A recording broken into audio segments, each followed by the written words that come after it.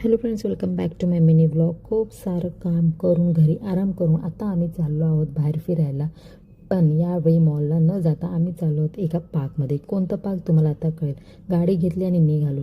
आता हे आहे ते पार्क. जर तुम्ही नेरुळकर असाल तर तुम्ही हे पार्क नक्कीच ओळखलं असेल. आता हे आहे वंडर पार्क. बाप लेकांचं तर आपलं वेगळंच चालू होतं. दोघं एकत्र जात होते. आतमध्ये एंट्री केल्यानंतर हा भला मोठा पार्क बघून मी गप्पच बसले. गेली 6 वर्ष मी नेरूळमध्ये राहते, पण मला माहितीच नव्हतं. पर पर्सन 50 रुपीज अशी तिकीट काढली. लहान मुलांचे चार्जेस कमी होते. हां, राईडमध्ये जर तुम्हाला बसायचं असेल तर प्रत्येक राईड्सचे हे वेगवेगळे चार्जेस होते. पण ट्रस्ट मी खूप भारी होतं. मी फर्स्ट टाईम वंडर पार्कमध्ये आली आहे. खूप सारे ऐतिहासिक गोष्टी इथं भरपूर होत्या. त्या बघितल्या. खूप आम्ही साऱ्या गोष्टी छानछून केल्या. छानछून आय गेस, हां छानछूनच. आणि माझी हिंदी आणि मराठी ऐकून तर तुमचं डोकं भलतीच उडून बसेल. आता इथे हे जी राईड आहे त्याला काय म्हणतात मला माहिती नाही, पण ही बघून मला चक्कर यायची बाकी होती. इतकी सुंदर होती. मला आणि रोहनला तर बसायचं होतं, पण आमच्यासोबत एक छोटं पिल्लू होतं. बरं, हे सगळं तर जाऊ दे. ह्या बाप लेकांचं तर वेगळंच काहीतरी चालू होतं.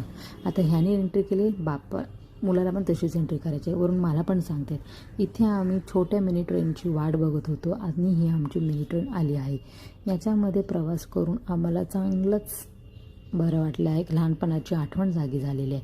आम्ही आमच्या बालपणी केले की नाही मला तरी आठवत नाही, पण राहायला आम्ही हे सगळं द्यायचा प्रयत्न करतो आहे. ट्रेनमध्ये बसल्यानंतर खूप सारे व्हिडिओज आणि फोटो काढले, पण आपला ब्लॉग कमी छोटू मिनिटेचा आहे म्हणून मी जास्त काही त्याच्यामध्ये टाकलं नाही. पण खूप छान अशी राईड होती.